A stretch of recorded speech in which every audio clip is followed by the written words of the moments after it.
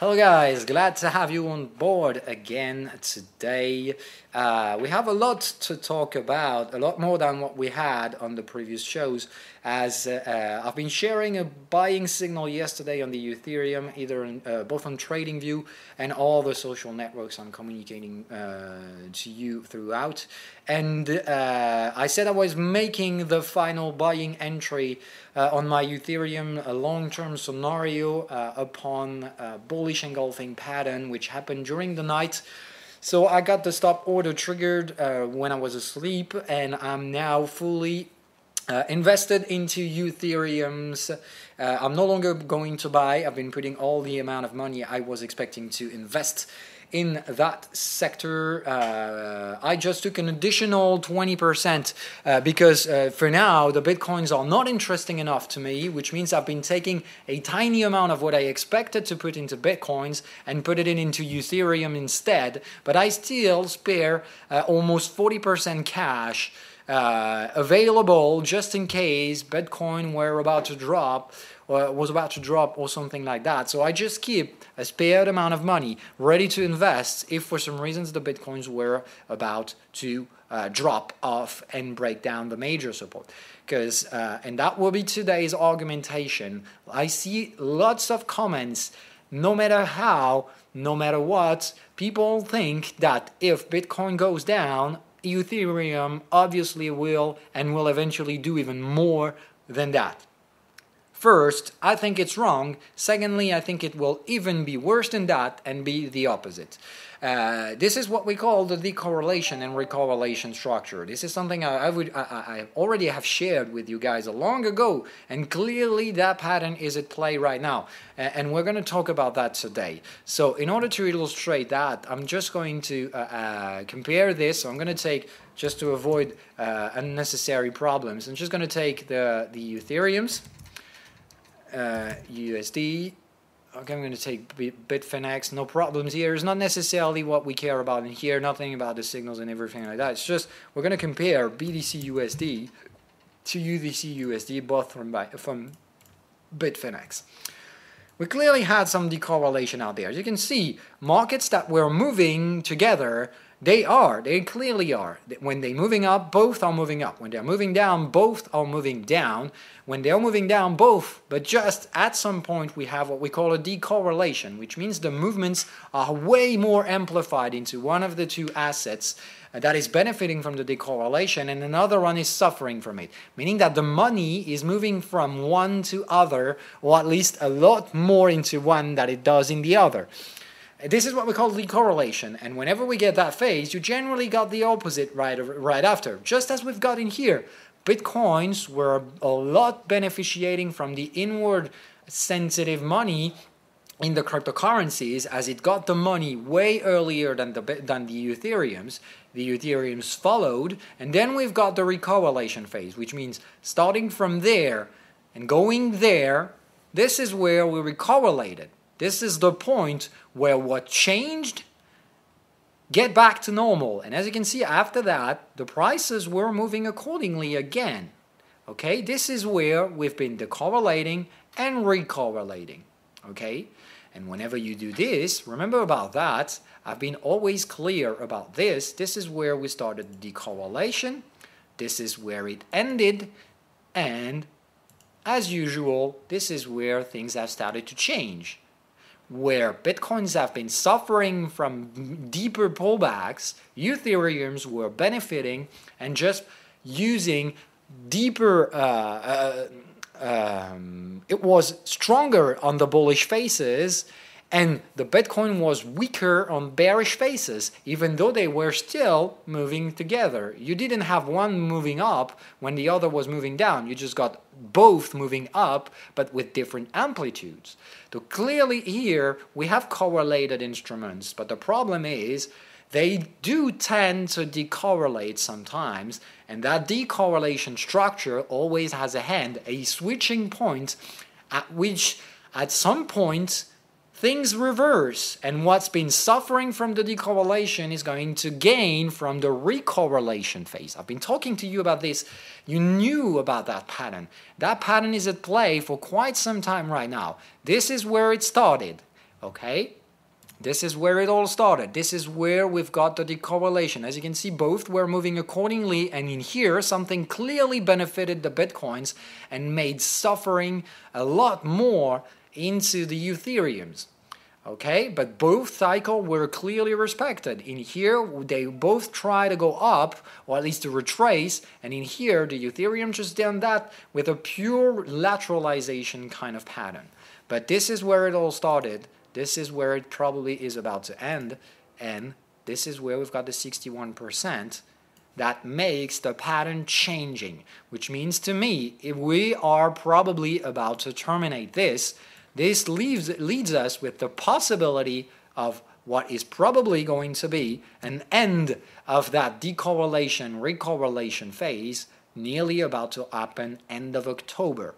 So if I'm right, and if things are about to change right now, and we're already at play with that pattern, as you can see today, Ethereums are plus 5% when the Bitcoins are just 1% up.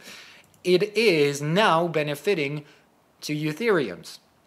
So if you want to buy something saying that as Bitcoins have been holding the value a lot stronger than the Ethereums, then they are the best vehicle for a bullish entry, first, you might be wrong. Secondly, if the Bitcoin were about to suffer bearish movements, bearish retracements, even more than the Bitcoin than the Ethereums would do, we could have the exact same thing as we've done in here, where Ethereums made a clearly higher high and the Bitcoin didn't. We can clearly have this pattern where, for example, Ethereum could retrace up to $340 or approximately there, where we've got the latest daily resistance. We could just go there when the Bitcoins will just fail to make a higher high. Or if they do, they'll make a tiny higher high, probably just taking another 10 to 15%, where the Ethereums could just appreciate 80%. So we got a lot more gains to make out of Ethereums than Bitcoins if I'm right and if the recorrelation phase is about to start. If that's the case, as planned, it should terminate from 21st of October approximately. And if that's the case, this is where I think we will probably be into the desert crossing phase, which means we'll have terminated the recorrelation phases, we'll have made both interesting buying entries on Bitcoins and Ethereums, and this is the reason why I'm sparing 40% of my capital right now, just to be potentially ready to buy Bitcoins if they were about to just go as well into 3K, which I think is the interesting price to buy, and not the 6K we're currently pricing. So all the people who are trying to rationalize the market right now, saying that if we go up, Bitcoin will obviously go up stronger than the Ethereums. First of all, I think that's probably wrong, and worse, probably even the opposite. So buying right now much better on the Ethereum doesn't necessarily mean that you shouldn't buy Bitcoin, but just that you might still need to wait to get your Bitcoins. That if you have this, we're still going to have bearish movement, bearish cycles, okay? During that period that leaves us from the 12th of September and the potential reversal, at least the reversing points, we will potentially have until 21st of October, so a month and a half to go ahead and recorrelate. A month and a half throughout which we'll have a more bullish Ethereum and a more bearish Bitcoin. So bearish phases will be more bearish on Bitcoin, and we'll obviously have a bearish phase. I think we could probably have 3 waves in here. 2 bullish impulses, 1 bearish impulse, which means during the 2 bullish impulse, probably the Ethereums will be a lot more performing than the Bitcoins, and I think during the probably single bearish impulse we will have, bearish cycle, I think this is when the Bitcoin might be suffering. Obviously, the Ethereums will be pullbacking at that stage, but I don't think the Ethereums will make lower lows, just as back then the Bitcoin didn't make a higher high. I think we're clearly going to have the exact opposite thing. In here, Bitcoin's been benefiting. In here, Ethereum's been suffering, and I think right now we're going to have the opposite.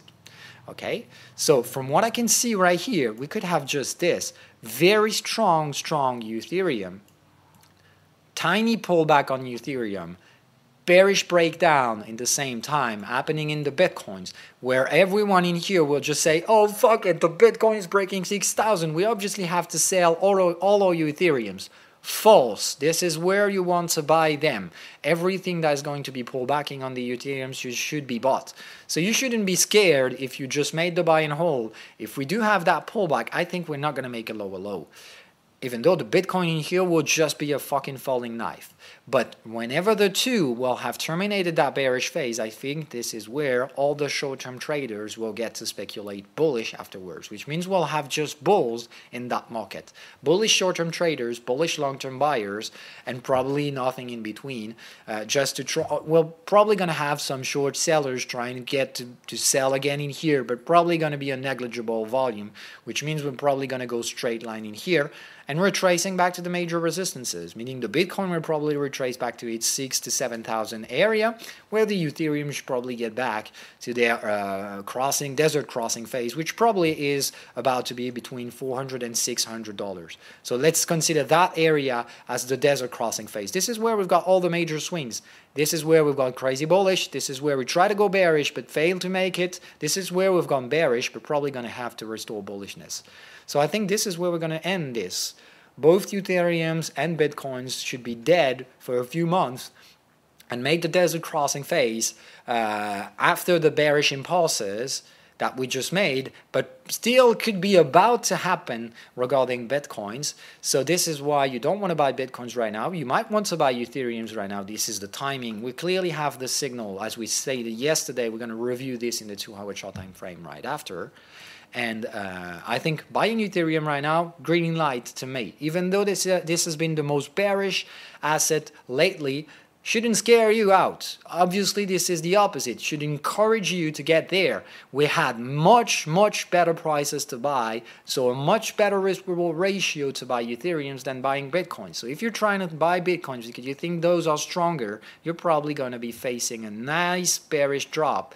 And this is what I want to buy.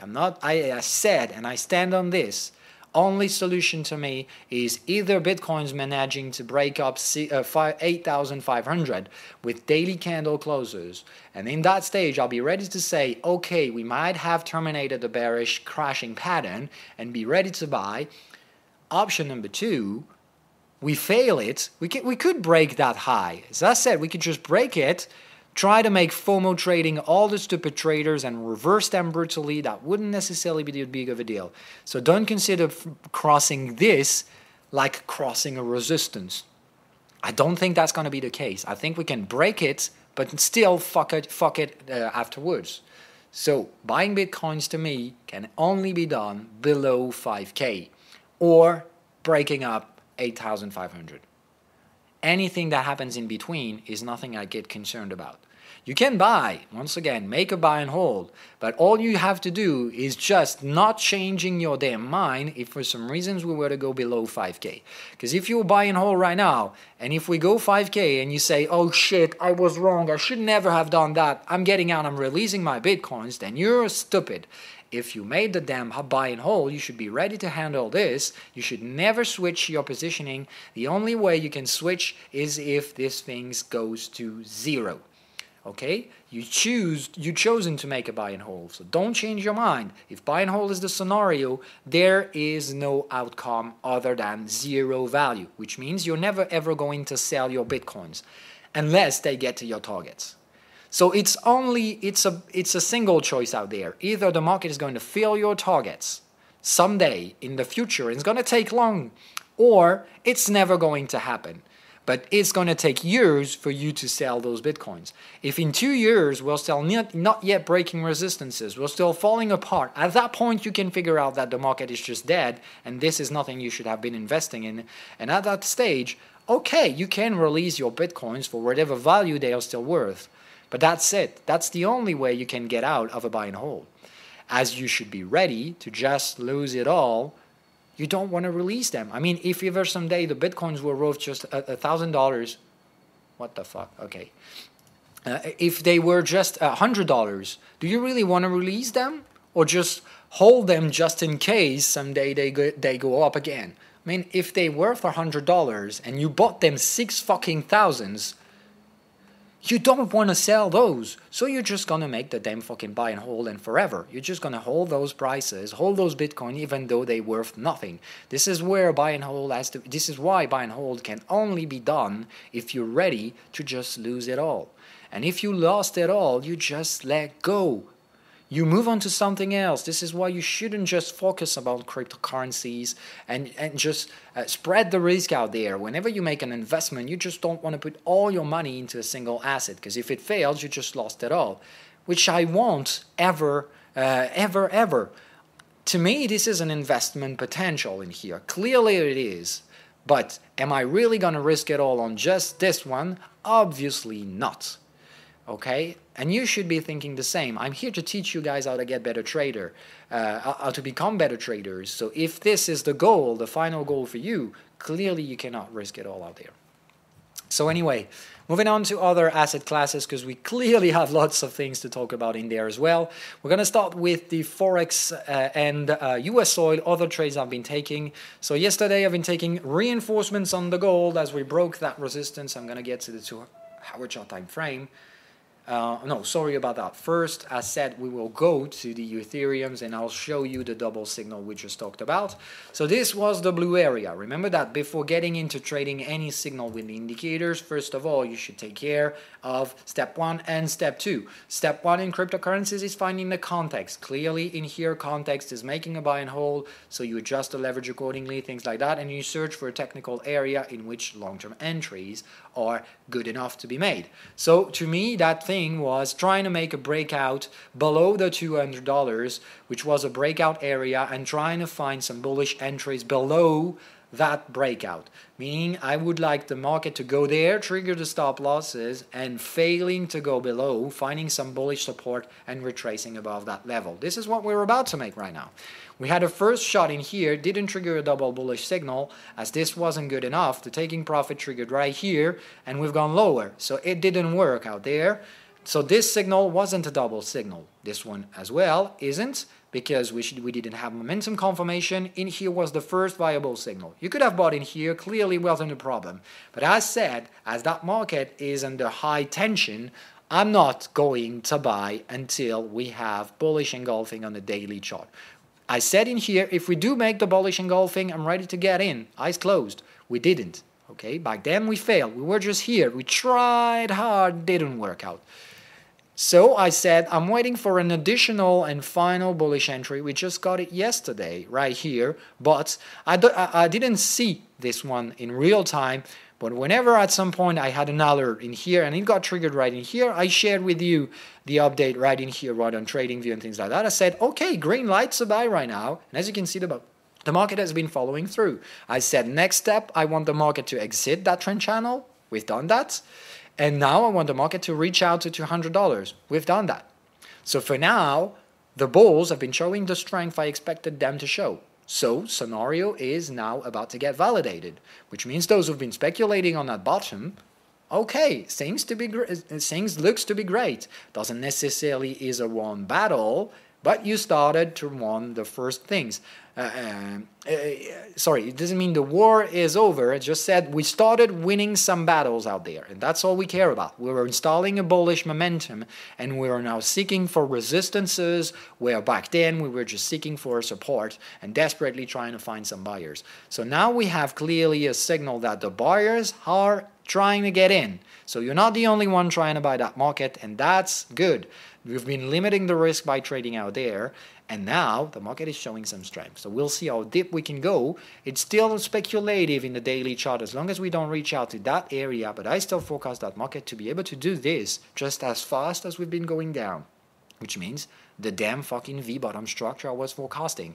So in order now to get to the next validation step, the daily validation, I want the market to just go back to 300s, and I want the market to do it very brutally with a fucking nice bullish daily day, just as the opposite of what we've done back then. I want the market to treat that area and then fucking go bullish. Whenever we'll have this and we'll go to trade that bearish trend channel. So I want the market to just go there, not necessarily getting 300, but probably going to $160 will be more than enough. Reaching out to that bearish trend line again will show some strength and some fact that the market wants to get to resistances again instead of supports. And that will be a good sign. And I think that bearish trend line is not going to last long. We're probably going to have to break this one pretty early. It's not going to take. Probably going to go there, retracing a bit for a couple days, and then we're probably going to have a nice bearish outburst after this. Which suggests, I think, we found that what we were chasing for, a damn fucking bullish signal in a daily chart. I'm still waiting for a momentum confirmation as well. And I think we should have it pretty damn soon. I think the next pattern is waiting for the momentum to cross over minus 80 value, which means probably going to have the signal tomorrow. And we're still also waiting for the blue triangle. But I think both those things should happen pretty soon, either today if we go higher or eventually tomorrow if we just wait for this. Either way, we now have a candlestick pattern. Bearish candle, doji candle with a lower shadow candle, and bullish candle today. Still has to be validated by a close. But so far, we've been making the bullish engulfing I was looking for, and I can see that the bulls are holding that market. So we have at least a candlestick pattern out there suggesting the bulls are slightly about to take over. I'd like to have a momentum confirmation. Sine wave's already granting success. I'm waiting for those confirmation. So it remains speculative, which means I'm not yet 4 on 5 in terms of confidence, but I just raised that number to 3 on 5 today. So, sorry about that. Moving on, other asset classes. USO, I've been taking a bearish entry yesterday in here, speculative entry for a very simple reason. To me, we were bearish versus bullish, so I've been putting the damn usual range structure.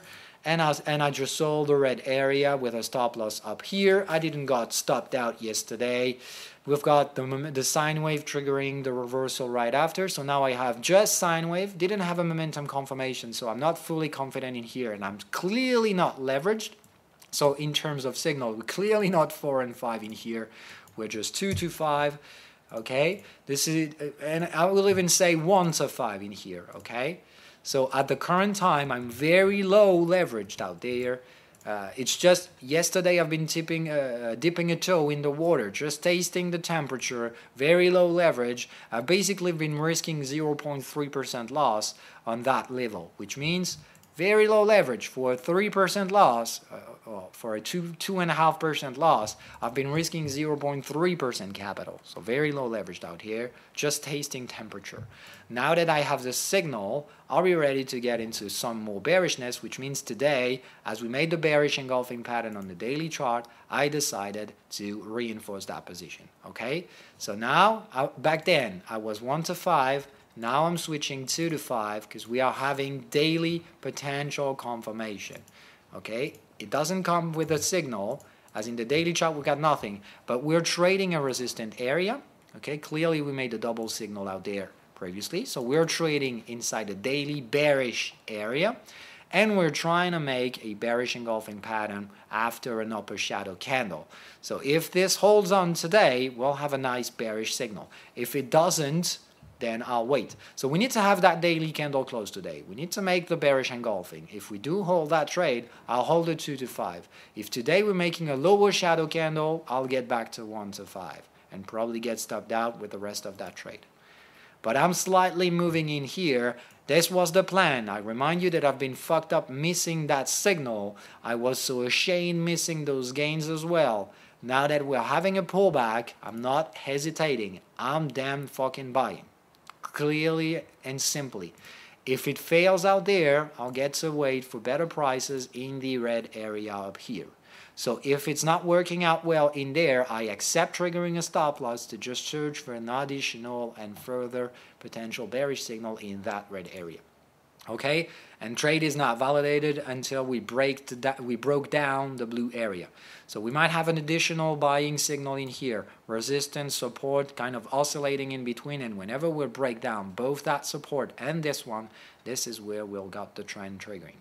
Okay, so it's clear and simple to me. We're ranging out there, so leverage is clearly not possible, but whenever we'll exit that range to the bear side, we'll have some nice trendy move out there in which you can put some leverage. Not the big of a leverage out there as the market is retracing, okay? So it's not where you want to put all your account at risk, but this is an opportunity to make some gains, and I remind you that this is what we're doing out there. We're not playing magic, we're just here to take some gains.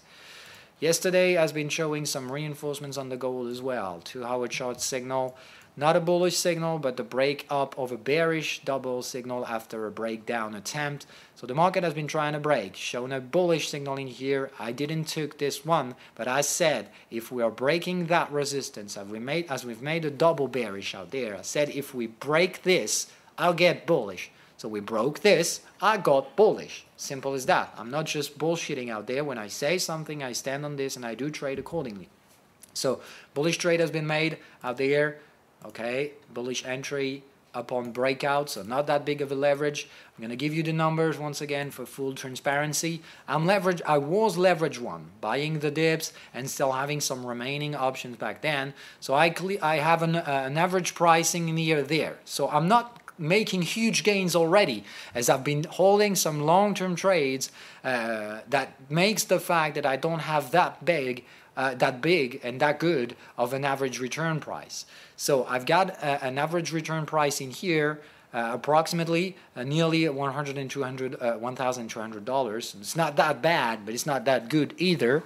But I think right now I'm slightly getting positive at that point, and I had leverage 1. And now I just got an additional 25%. So as you can see, it's not that big of a reinforcement. I didn't double down on that position sizing, just got 25% additional leverage. So I'm leverage 1.25, which is not that big of a deal. And it remains low leverage to me. So we clearly not yet to the 4 and 5 confidence index. So have to remain low leveraged, ready to not putting market stop losses, which means you cannot put a stop loss out there because the market could just very well make a bearish reversal and just fuck you up, and this is not what you want to happen. I'm ready to see the price going back into the blue area. Not making new lows, but I'm ready to see the price going to lower valuations. I'm ready to support that.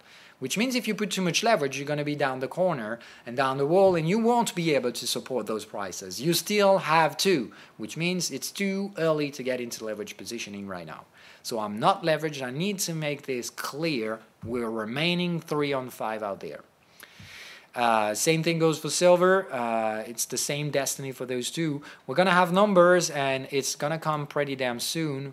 Yes, we're going to have in 52 minutes from now the IPC cores, and we're going to have ECB's number, but it's probably not going to change anything out there, so don't expect anything in terms of volatility. But we're still going to trade the euro dollar. It's going to change today, but more likely going to change regarding Mario Draghi's speech, more than just the release of the actual numbers and things like that. I think this is the press conference that's going to be the game changer today, because the market is expecting words to be shown out, and this is what I think is the most important. So I think we're still in an ABC kind of correction. We've made an E wave like right here, pretty damn long. I think we're terminating B wave, flat consolidation, and we're about to make a C wave bearish. So in terms of structure, I still expect some deeper retracement on that market. Sorry. Yep, sorry about that. So regarding the ECB, I still don't know what the market will choose. It's just we got really a binary choice idea. Either we go invalidate that previous level, and that will mean the market is bullish, and basically terminated the consolidation in here with a maximum 50% retracement, which is still viable, because if you look at the daily chart time frame, that will mean basically the market made an excess out there, what I thought. It's now holding that support, and not going to go retracing lower simply because we've got a technical price out there, which means if we're not going below 1.15, and if that's the maximum we can retrace to, then basically we'll have to break a resistance. Doesn't necessarily mean it's going to be right now, but there is still that option to me that we already terminated the consolidation, and if we break a resistance, I'll be ready to jump in. Obviously, the leverage I would use to reinforce at 1.17 will be a lot different than the one I could put if we had a deeper pullback to eventually 76.4 and the example around 1.14. So I obviously would like to have that price instead of breaking up, but either way it's fine to me. I'm already buying that thing.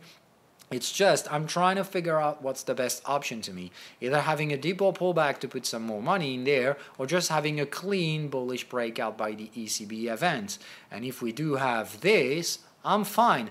The thing is that we could just have something in between, which means it's not necessarily binary choice today. We'll have a binary choice in the future, but this could just invalidate or validate in the next following days, which means we could just have nothing to care about until that Friday. It could just be early signs of trend trading in the next couple of days, and just waiting for further information in the next following days to just get the actual price movement and the trendy part of that movement. So we're probably going to need further catalyst, and until we have something really viable, either by the ECB or the Fed, because we clearly have a double signal in here. It's both euro and US dollar that's moving the price. We could have an euro movement from the price, but we could very well just have nothing to care about and waiting for information about the dollar.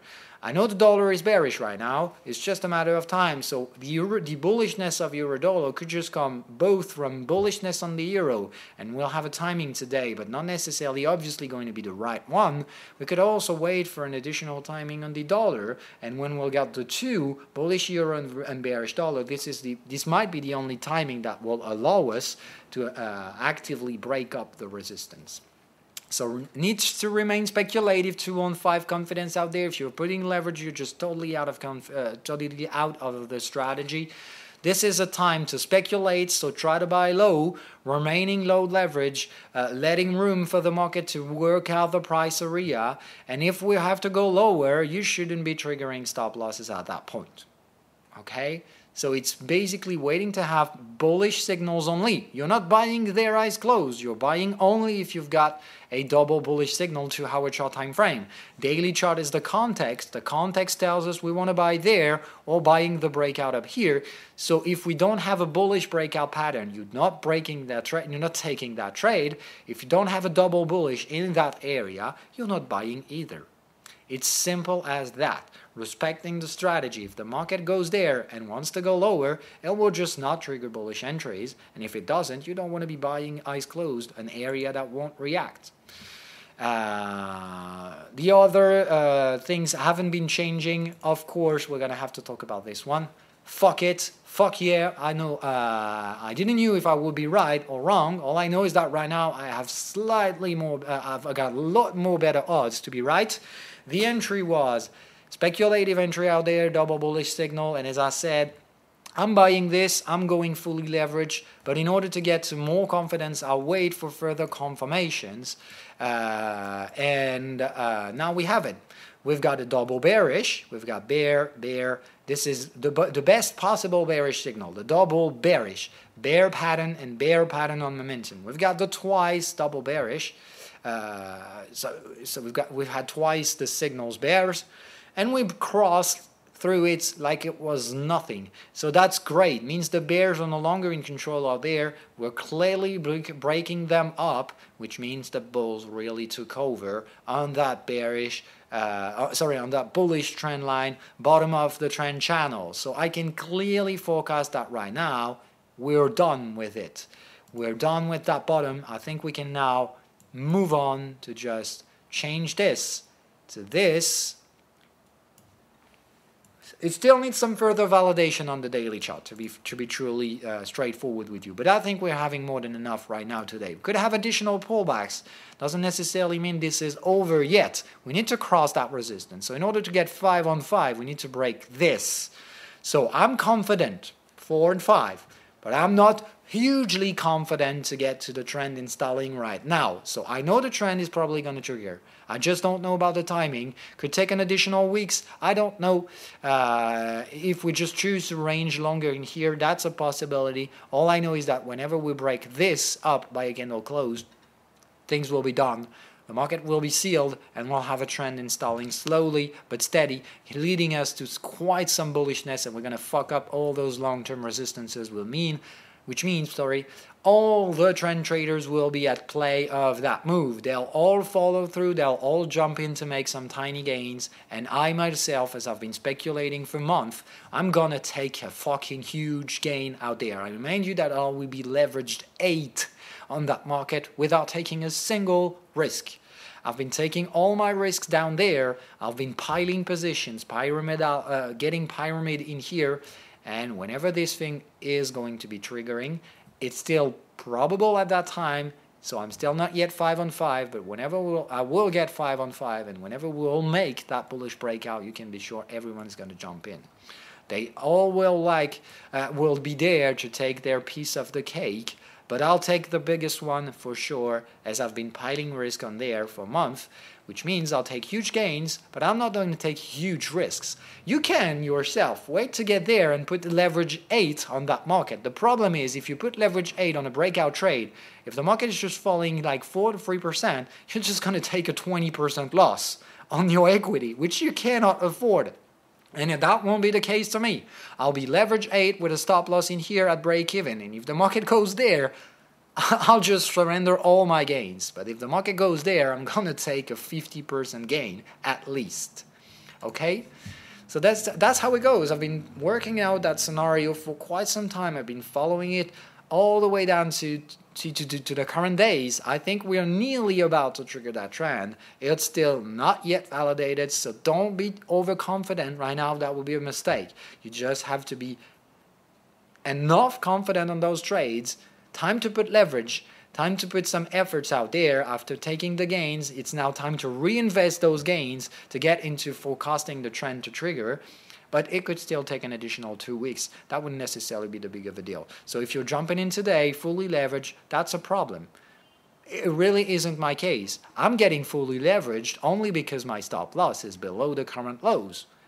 And I'm not risking anything close to a loss out there.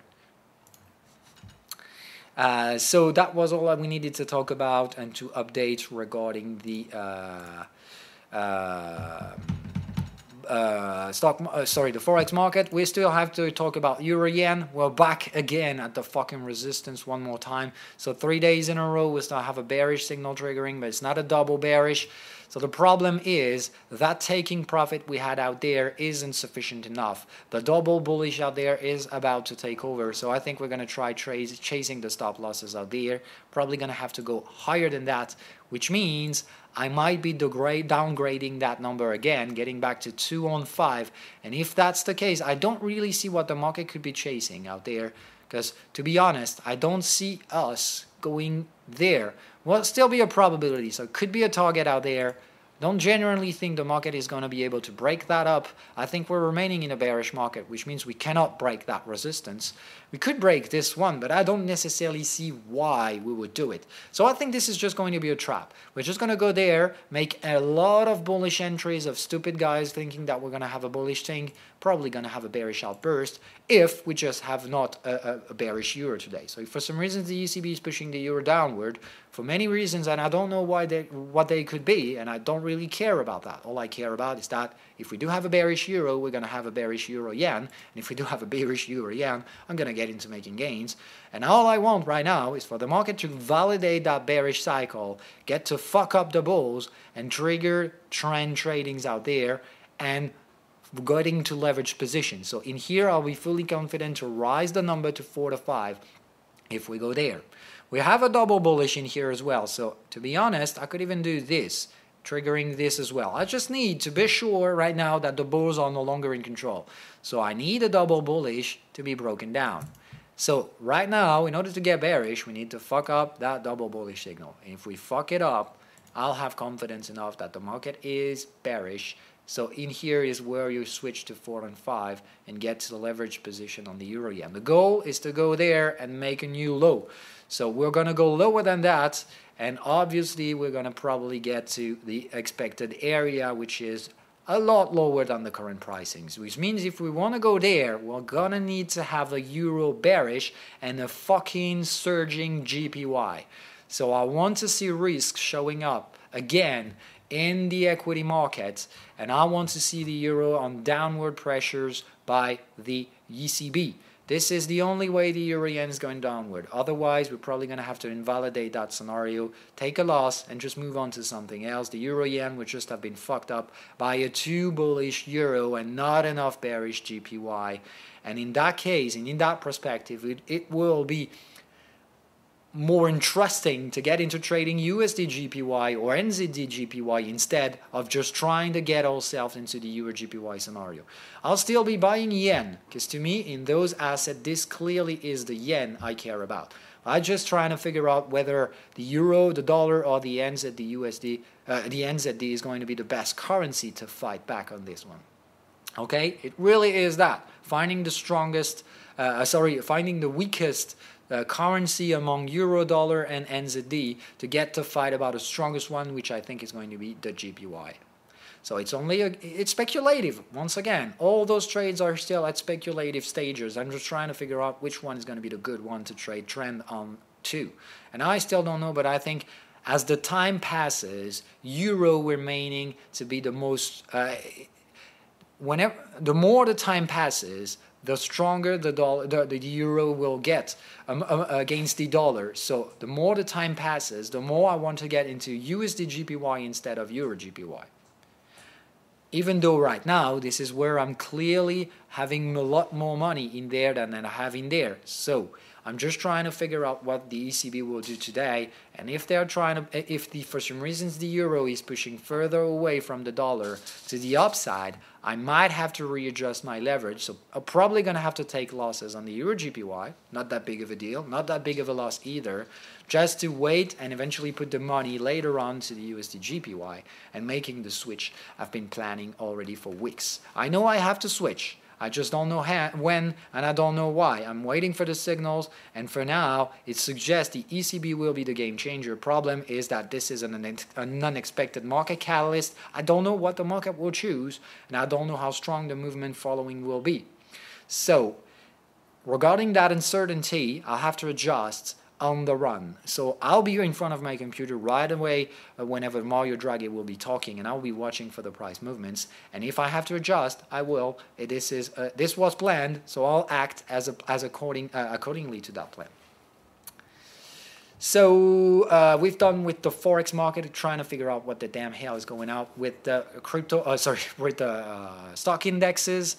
So we got a pretty damn bullish day on NASDAQ again, trying to get to resistances, but we're ranging at that point, and we're bearish versus taking profit, and a non-confirmed taking profit. So I suggest we're going to have some more bearishness out there, not necessarily crazy bearish and breaking down those support. I think we're going to have to go lower and eventually just testing that level. So I don't think we're nearly over regarding bearishness. I just think we're making the market thinking that this is over, but I think we're going to have some bearishness. This is good for yen. I think if we go down, yen is obviously going to be bought, which could be a great sign for the EURJPY. So in the best case scenario today, we'll have a damn fucking bearish euro yen, because the ECB will have pushed the euro bearish at short term to retrace the support and interesting buying entries for euro, and they will both push the yen higher, which will get a very nice fucking bearish EURJPY. But once again, prices are not suggesting this at the current time, but the ECB is going to fuck up all the signals. ECB has the potential to break the double bullish signal we have in here. I wouldn't be surprised about that, but I want to see the price doing it, and I cannot anticipate that. It's either ECB will perform that move or not. If they are not, and if they're breaking the resistance, I'll just surrender and let it go. I need to have candle closes. I don't want to see them. As the market is under high tension, we could very well have a stop hunting. So this is why you don't want to put the stop loss out there. If you put a stop loss here, you're just going to be stopped out, but the market could just make an upper shadow candle and be there a few hours later. I think we're probably I think we have nice odds for the market to do just this today. Fuck up, fuck down, and close in between in the next following days. And just right after this, we could have the bearish euro yen. Okay? So don't think that the thing will obviously trigger today. As a bear, your stop loss must be above that at least. That's a minimum. If you put a stop loss out there, you're probably going to be taken down by the intraday volatility of the ECB event. Stock markets, so stocks themselves, Apple is under heavy pressure right now. They clearly missed the shot yesterday with the keynote. We're just gonna be straightforward in here, okay? I just received my fucking Mimics 2 today. It's a gorgeous phone. It clearly has the same things in there that the iPhone XR just has. Just the fact is that this one is costing 60% less. Okay, this is how much this thing costs. And I even got myself lower price than that. I got myself a 250 euros. Okay, the damn fucking iPhone XR. So the cheap iPhone is going to be sold $750 in France. So 3 times higher pricing than the Mimics 2 that has the fucking same things inside. We've got a Snapdragon 835, so it's top-notch in terms of processor. We've got 6 gigabytes of RAM, 65 gigabytes of ROM. It's ceramic. It's an LCD borderless phone. I mean, it's just the exact same thing with the finishings of Xiaomi, which means it's not cheap finishing. That's ceramic. It's gorgeous. I have it in front of me. Clearly, it's a very well and very nice product. Just 3 times cheaper than the fucking iPhone. So once again, if you got yourself thinking that you need to have that iPhone XR because it's affordable, I mean, fuck it. You have something that is exactly the same. Eventually, some things might be just slightly better regarding the iPhone, because obviously you might be making some tiny slightly better pictures. Okay, sure. Does it really matter to pay 3 times the price just for this? I mean, if you want to have a professional fucking photographer, take a fucking photograph apparel. And just don't do it with your smartphone. You can have a bridge for 500 euros and great quality bridge. So if you want to make nice photos, just take a fucking photo apparel instead of taking this with your smartphone. Okay, so obviously, as I said, iPhone XR is not going to work out, as we have lots of competition out there with way better products, a lot cheaper. It's not 20% rebate, it's fucking 60% cheaper, and you don't want to miss this. If you want to buy iPhone XR, get the fucking Xiaomi Mimics 2. It's way better pricing, and if you break down this one falling from your pockets, you can just buy another one. It's still cheaper than buying a fucking iPhone. So now that being said, this is for iPhone XR, okay? I've been fucking up the pricings of iPhone XR. Now let me move on to fucking up the iPhone XS Max. Go to find and go Google this thing, and if you still want to buy the iPhone XS Max afterwards, then I think you're dumb, but that's your problem. If you want to buy something that is 3% cheaper, 30% more expensive, as you can see, this thing is sold 1,000 euros as the exact same thing, the 260 and 56 gigabytes ROM iPhone X Max, XS Max, is costing 1,429 euros in France, which means it's 400 euros more expensive, and it's 40% more expensive than these Oppo Find X. Now have a look at what the fuck is inside that beast. Have a look at the innovation there are in here. Look at how the cameras are showing up. Fuck it, you want something innovative and expensive. You want to have a gorgeous product in your hands.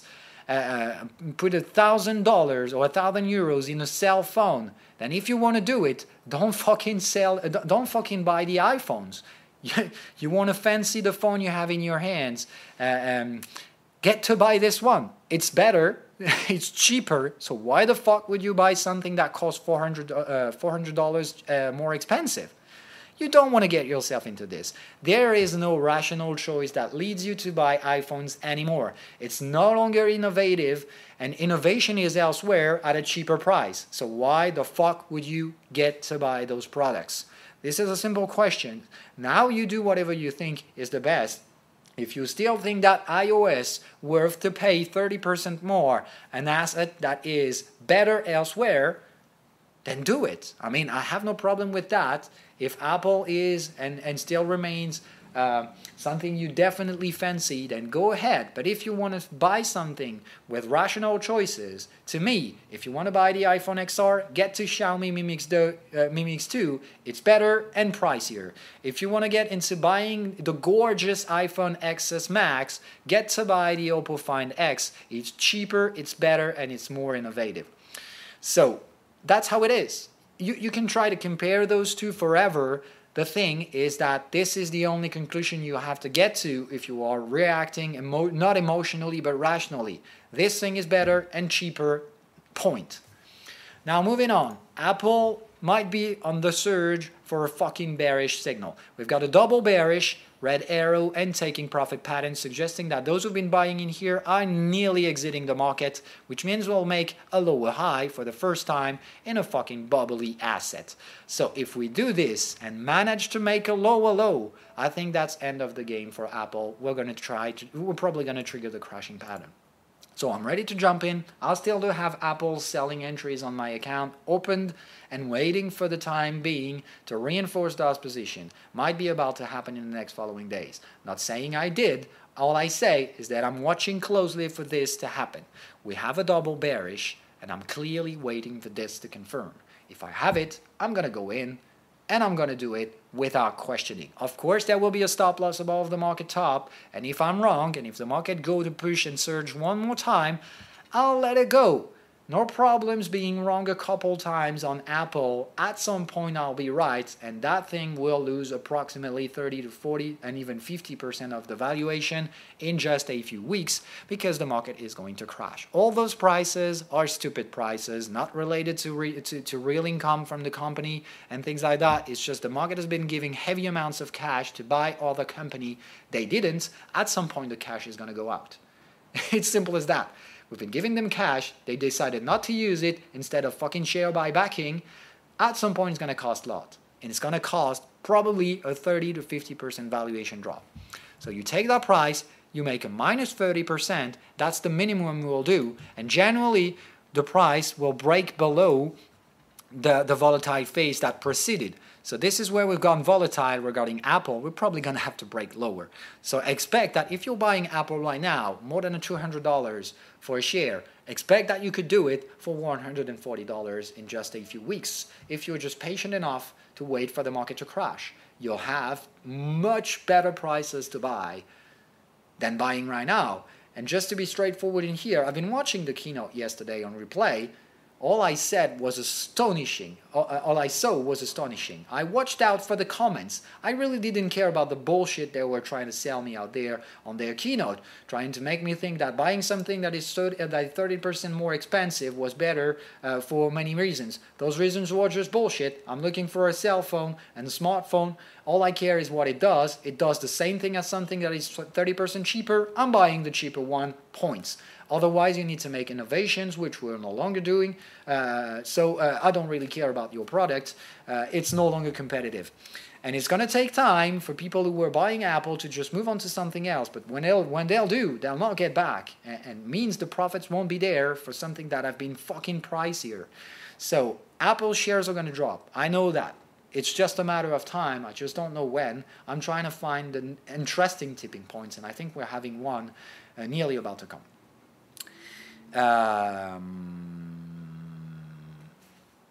So whenever we do this, as I said, if you want to buy Apple, I'm okay, but buy them at cheaper prices. It's like just making the same thing.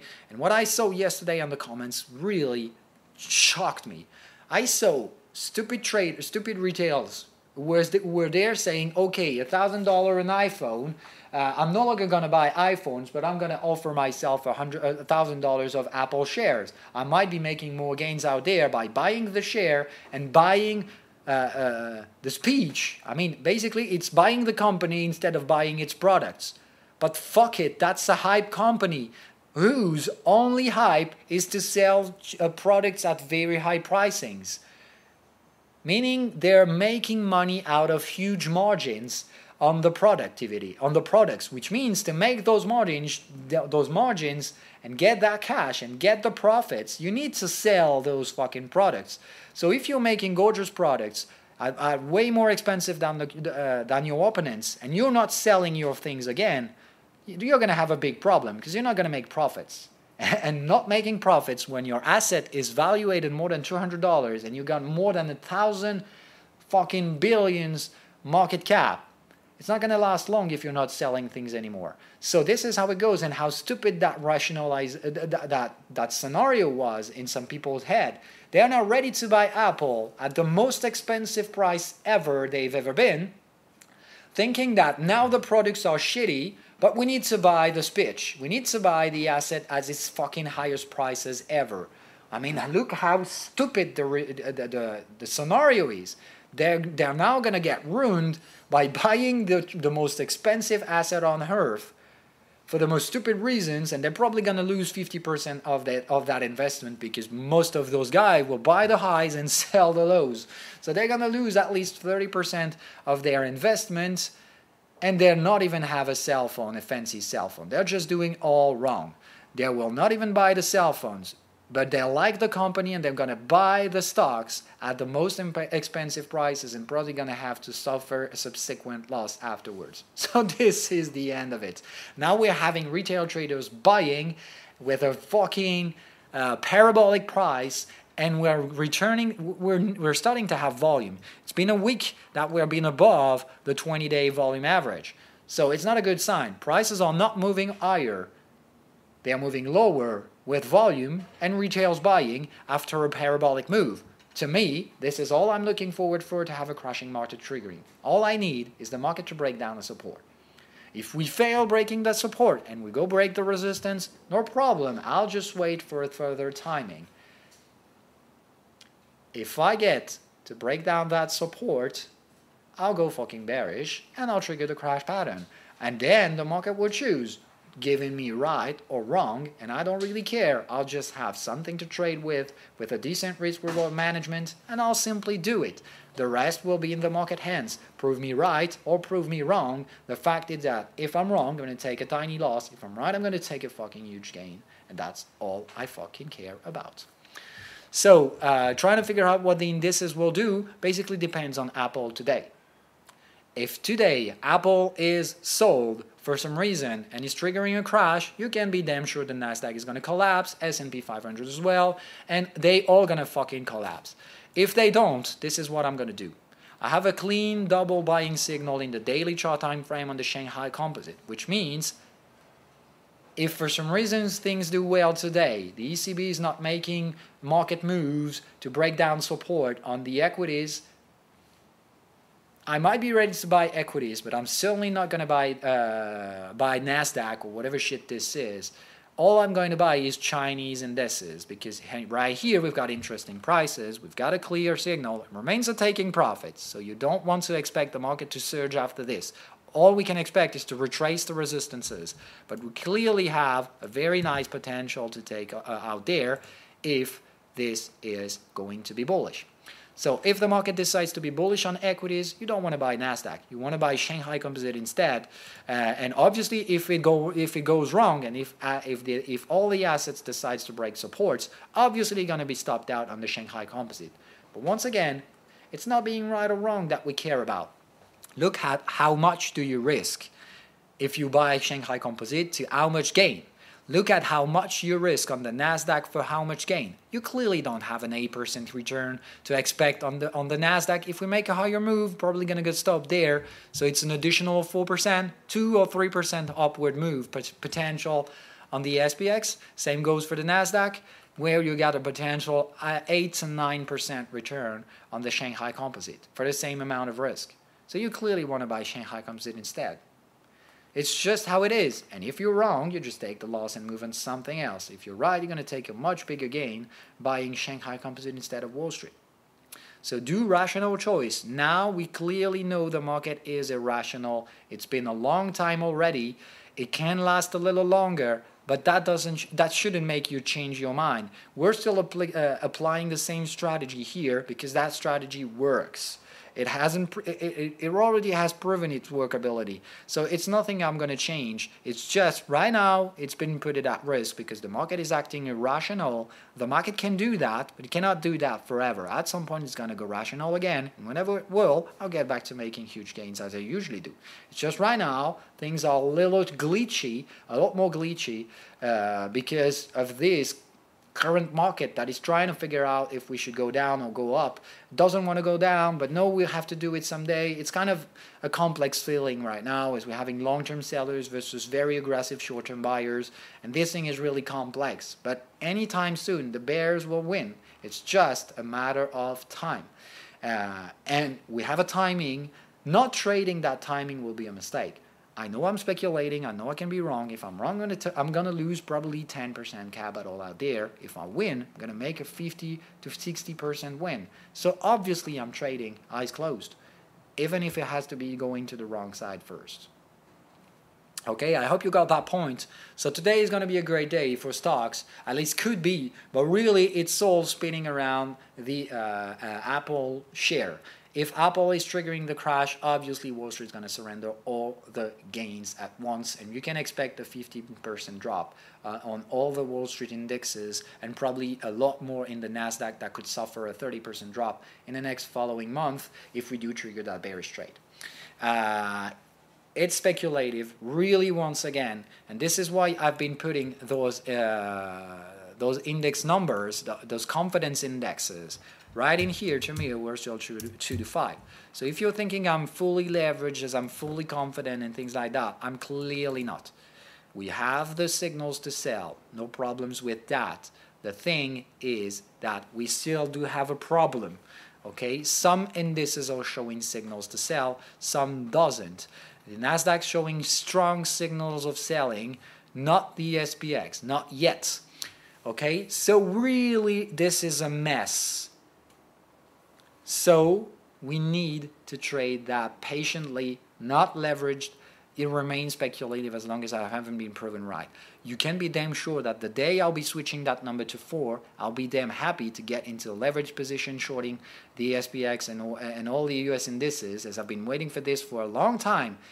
But no matter how strong my conviction is, my confidence index in trading remains low, which means if you are thinking it the wrong way, thinking that I'm strongly confident that this will happen, so I'm putting a lot of leverage and so should you, you're obviously totally wrong. So now moving on from this, it's already 1 hour long. Today had to be a great, a long show because we had a lot to talk about. I know that I feel that the swings are about to trigger in the next following weeks. Could be today, could be the next following weeks, but now I see that things are in motion. Money is back at play. We're no longer into summer trading. I see that the institutionals are at play, and I want to see what choices they've been making. Either pushing all the indices higher for an additional 3 to 5% or 10% on the Chinese indices before all collapsing, or if we're already ready to collapse in the next following days. It's just a matter of time, and as I said, I think the entire game is placed upon Apple's future. Taking the questions right now, I have to answer the questions of the 2 consecutive days as I've been macing those ones later. Sorry, it's not a good one. So market forecasts for the English guys. Great, not that much of a question, so it's going to be quick. A lot of your content, please skip it up. Just saying 2.5, the red black isn't 50%. There's a green that makes the casino better. Yes, obviously it is. Yes, obviously it is. The casino always wins. It goes the same in trading, no matter what. If you are in a 50-50 odds, you're always paying commissions, which means anyway 50-50 is nothing close to that. It's always slightly more positive for the casino who's going to take the commissions of your trades. Check out longs and short Bitfinex indicators. I don't really care about that anymore. All I care right now is to see the smart money getting in. So I want to see volume into a market bottoming and a V-bottom structure to make sure that the bulls took it over. For now, it remains speculative, and you can be damn sure that whenever I rise my confidence in that market, you'll be the first to know. Right now, it remains speculative, but totally compatible with a buy and hold scenario. So if you've been buying and holding, there's nothing you should be feared about. Just waiting right now is the only option. So market always went on a bull run after about a week after the longs and short touched. Right now, longs and short are so far apart. We're going down 6K. Well, yes, whatever. I think this is. I would like to see this happening. As I said, I want to buy below 4K. So if it goes that way, I'm fucking happy with it. All I will be happy with is if Ethereum is not doing the same. And I think for the reasons I've been explaining, that we have high chances to have bottomed up on the Ethereum, even though it could be not yet the case in Bitcoins. Are you throwing out random price level? No, I'm not throwing out random. Oh, okay. It talks about that. I don't think this is going to be regarding Fibonacci retracement. It's just going to be a liquidity problem out there, and you cannot necessarily I don't think you're going to be able to forecast the exact price the market will reverse to, because it's not going to be related to Fibonacci's or whatever. I think it's just going to be relating to the liquidity available at those current times, which will be low liquid, volatile. So it's really too dangerous to think you can find out the bottom precisely. It's just find out the bottom into a specific big area. As I said, I'm going to buy below 4K. I just don't know the price yet. I haven't given you a precise price. I have precise price to test, but I don't know which one is going to be reacting, and probably the market will go lower than those. Yo, Phil, what's going on? BTC currently exited bear pennant making. Well, fuck it. I don't care what the BTC is doing. All I care is for the BTC to either break 8,500 or to go to below 5K. I hope I've been clear on this. So I'm not going long into Bitcoins unless we do break either those boundaries. Until we remain in between is nothing I care about. It's just dumb trading. Which is not the case in Ethereum's. I guess you got the point right here. Bitcoin's not interesting. Ethereum's really interesting prices instead. Plus signals, plus confidence. I'm buying those, eyes closed. And if I'm wrong, then I'm wrong and I'm going to lose that money. That's not a big deal.